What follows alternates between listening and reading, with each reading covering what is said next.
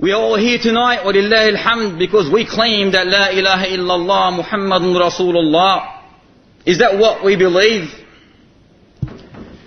We claim that La ilaha illallah Muhammadun Rasulullah is what we believe.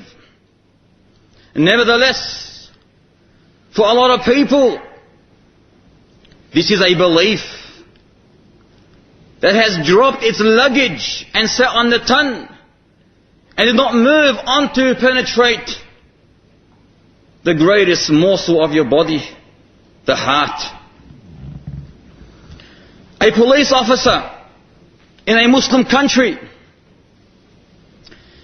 writes to a sheikh describing the events that led him to his return to the Almighty Lord. He mentions seeing accidents and crash victims was a normal part of my day. However, one incident was different. My partner and I, he said, was parked on the shoulder of the highway, chatting. Everything calm, peaceful, quiet. When suddenly the scene shattered to the hideous sound of metal bodies becoming one. We threw our heads behind, he said. A head-on collision. The result of a vehicle slipping into the lane of the oncoming traffic.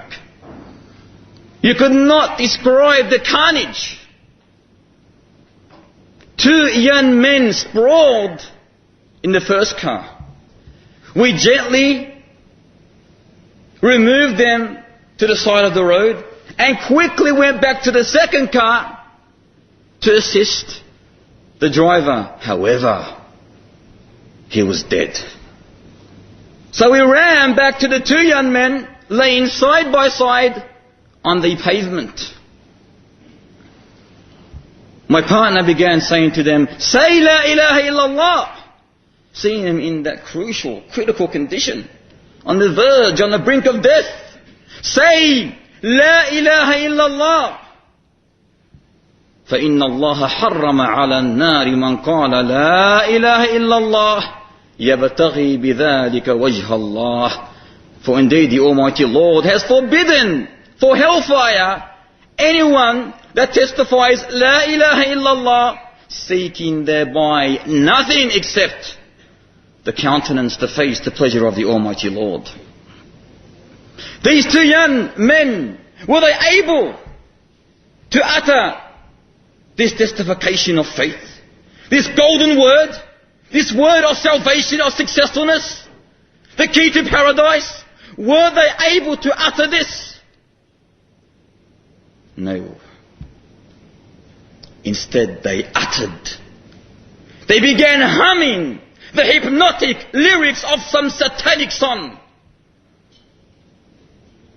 Instead, they started singing some evil satanic song. The officer said, "I have never seen anyone dying in such a satanic way. I was terrified." However, my partner, he mentions, repeated the instructions, "Say La ilaha illallah." He did not give up.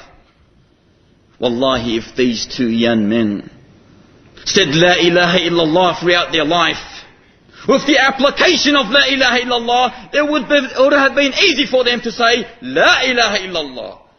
But when there's no prayer, no fasting, no pilgrimage, no La ilaha illallah in reality in their life, how are they going to say La ilaha illallah when they're on the brink of death?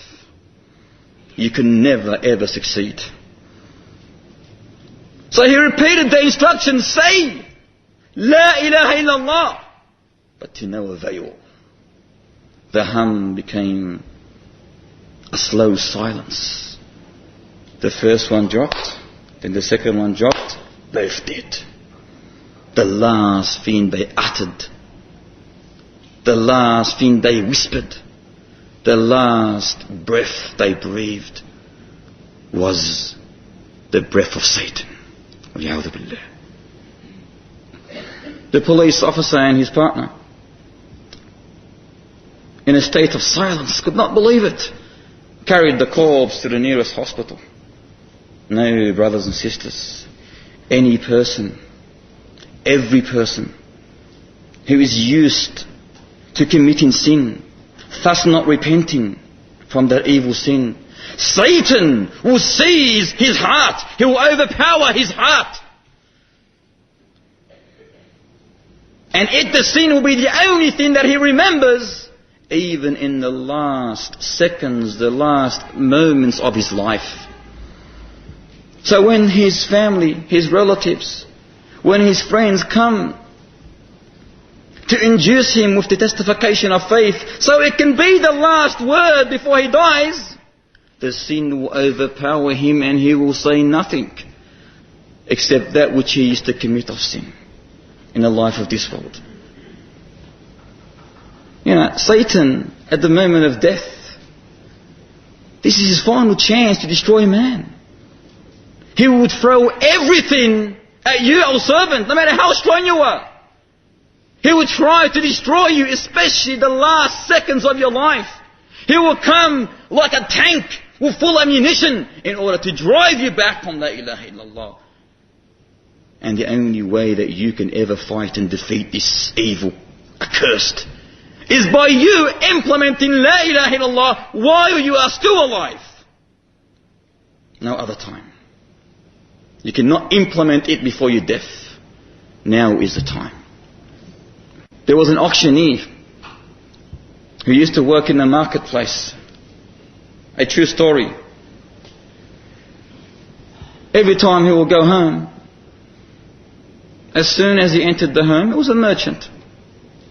He would have his dinner, barely speak to anyone, straight in his room, 30, 40, 50.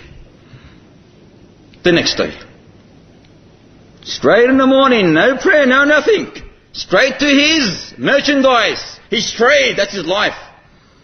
He'll come home in the afternoon, he has his dinner, into his room, does not spend time with his family, does not spend time at all utilizing his life in Islamic way. 30, 40, 50. Every single night, 30, 40, 50. He's in love with money. Death came to him naturally. He's going to die. He cannot live forever. That 30, 40, 50 is going to end one day. So death came to him. And his sons were righteous. They said, Ya Abi, Ya Waladi, Ya Waladi, say La ilaha